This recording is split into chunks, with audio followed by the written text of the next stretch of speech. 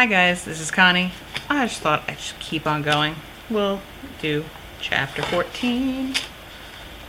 If there's a little bit of extra noise, I think it's just coming from Mustachio's computer cooling off. Okay. These upcoming chapters have like a big extra break in them, which is fun. That's what water's for, right? Chapter 14 of Connie Reed's 8 Keys. Spying on the enemy. I paid attention to what Amanda did the next day. She squashed my lunch. Not a surprise. She never waited for anyone. People caught up with her. Sometimes, Kate and Lindsay looked panicky when they thought she was heading off without them. That was funny. She didn't raise her hand in any class we had together, but she did reply when Mr. Fleming asked her a question. She said, "What makes you think I would know?" What a stellar, polite student. Just what every teacher must dream of. He made her go to the principal's. When we had a quiz in language arts, she went to the bathroom and skipped it. Mrs. Wakefield accepted her blank paper into the pile, but I bet she'd give it a 0. I'd watch when we got them back. In gym, we played volleyball. She wouldn't even touch the ball when it came to her.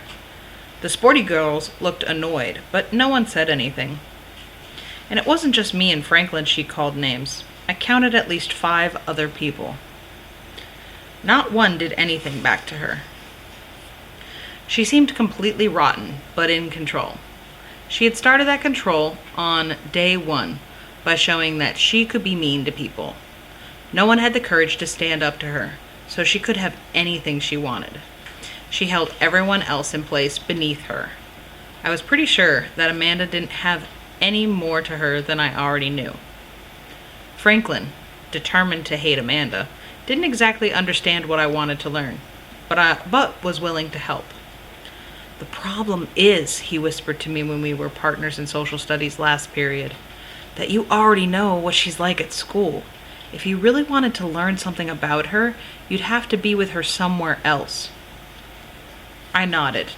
I'd have to do some better sleuthing.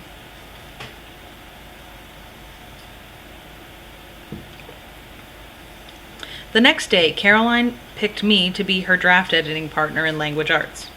We had to swap roughed drafts, read them, and give each other suggestions. Caroline likes to get her work done, so I made sure we finished before I started a conversation. I also made sure that Amanda couldn't hear us. "What's going on after school today?" I asked. "Do you want to hang out?" "No, I was just wondering what was up. Are, people doing anything?" "What people?" Amanda, Kate, Lindsay. "Not today. Amanda gets picked up by her brother a couple of days a week, and no one hangs out on those days." "I didn't know she had a brother. I've never seen her get picked up." "She has him meet her on the other side of the soccer field at the lower parking lot." I knew the place, a grove of trees and a couple of rocks that kids used as benches. "So what are you doing after school?" Caroline asked me. "Just getting picked up." It wasn't really a lie. If I stayed to spy on Amanda, I'd eventually have to call home to get a ride. This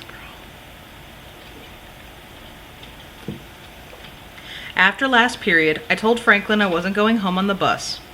At our locker, Amanda quickly got her things and slammed the door. "See ya, scabular." I opened the locker and grabbed a couple of books, hoping they were the right ones, and crammed them into my backpack. Then I scooted after her, careful to stay a good distance behind as she left the building. The soccer field was more challenging because it was a big open space. I decided not to follow Amanda, and ran along the school grounds in the other direction instead. I lost sight of her, but when I came out at the lower parking lot, she was waiting there. I stayed, hidden in the trees. It felt mean, spying, but I wanted to know what... That sentence didn't make sense in my head. It felt mean, spying, But what I wanted to know wasn't bad. I was looking for another side of her. Maybe if I saw a side of her that was nice, things would be different at school. Maybe she wouldn't be so hateable. Amanda sat on a rock bench, tugging her jean skirt down so her legs wouldn't touch the cold stone. Her jacket didn't seem warm enough because she waited with her arms crossed tightly across her chest. Maybe her feet were cold too, because she was tapping them even though no one was around to admire her shoes. Eventually, a car full of teenage boys pulled up. Amanda stood, straightened her skirt, and adjusted her backpack on her shoulders. "Hurry up," the driver called.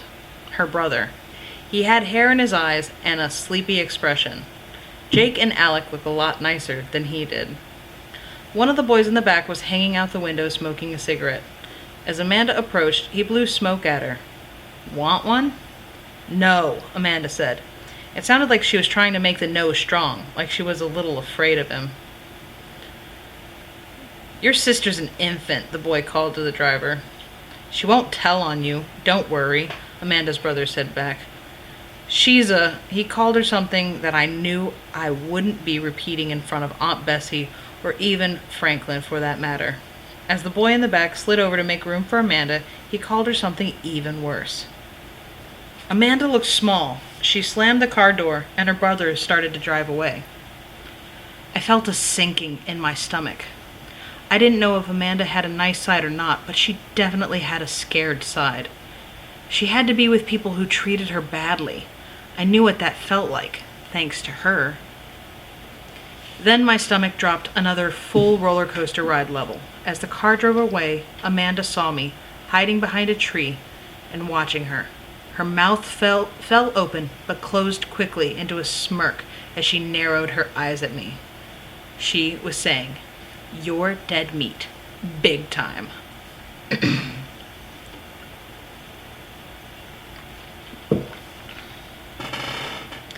"Do you have any enemies?" I asked Leonard. "Well, let's see," he said thoughtfully, stroking his chin. "Rel's Hardware across town? Does that count?" "I don't know," I answered. "Does Rel's Hardware bother you every day you come to work and make it so you're afraid to come in and so that you can't fall asleep at night just thinking about it in the morning?" He thought some more.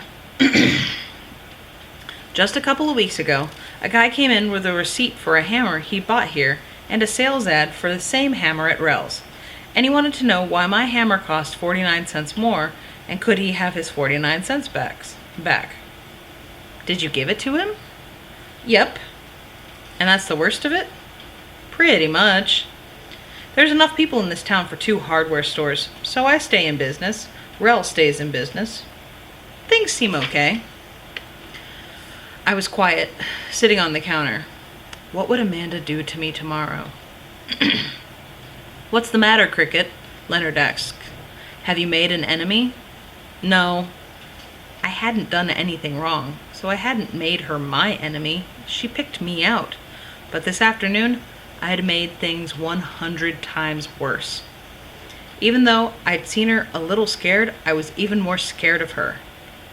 I was terrified. In the morning on the bus, Franklin said, Lizzie. "What?" I jumped. "What's the matter?" I couldn't do my math homework last night. I forgot my math book." Franklin nodded. He took out his own math book, a binder, and a sheet of paper. He fished a pencil out of his Constellations pencil case. "Here," he handed everything to me. I could have hugged him, but instead I whispered what was really wrong. "Amanda's going to kill me." "Don't worry," he said. "She can't really. It's against the law." Franklin is too literal sometimes. There were loads of other ways your life could end in middle school.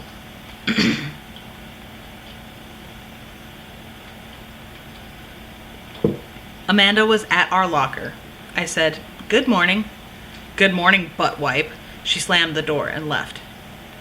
I hesitated before putting my lunch up on the locker shelf. She hadn't hung around to smash it.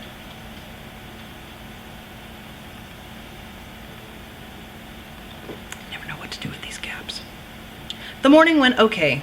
Thanks to Franklin, I didn't get in trouble for not having my math homework. Amanda ignored me. But at lunch, she and her friends giggled in my direction and headed straight for the cafeteria. That put a funny feeling in my stomach. I walked toward my locker. On the floor in front of our locker was a big mess. My peanut butter and jelly sandwich was there, smeared across the ground in streaks of purple and brown, and on top of the gooey heap was one of my extra gym sneakers. A piece of paper stuck out of the sneaker, the words visible from several feet away. Scab sandwich. For a minute, I couldn't think about anything but the hand clapping song. So she made me a scab sandwich, mustard on top, eagle eyeballs, and camel snot. Then I heard people around me start to laugh. My red face gave away that the sandwich was mine. Elise? Elise? Caroline. I need to clean my sneaker, I stammered. I reached down and freed it from the sticky sandwich. I flipped it over to see all the grooves filled with goop. I crumpled the note. In the bathroom, I wet a paper towel and carefully wiped out the rubber ridges of my sneaker. Caroline came into the bathroom and washed peanut butter off her hands. She must have cleaned up the sandwich. That made me want to cry or hug her. But I concentrated on not being upset. I couldn't open my mouth because the lump in my throat was growing bigger and bigger and carrying me dangerously closer to crying. Has anything like this happened before? Caroline asked. I still couldn't speak, but I nodded. She looked confused as she thought about my answer. I left the bathroom ahead of her and went to the school lunch line. I handed over a $5 bill and got a tray of soggy veggies, a small pizza with more dry sauce than cheese, and a chocolate pudding cup. I brought the tray to the table where Franklin was sitting. "Elise," he said, "you're late. Why do you have a school lunch?" I still couldn't talk. I tore off a bit of pizza and put it into my mouth, chewing carefully. "What happened?" Franklin asked. I didn't answer. I watched Caroline walk into the cafeteria, head over to the table with Amanda and her friends, and sit down. That's the end of chapter 14. We'll have 15 next time. Be careful of that and enjoy, please, and thank you.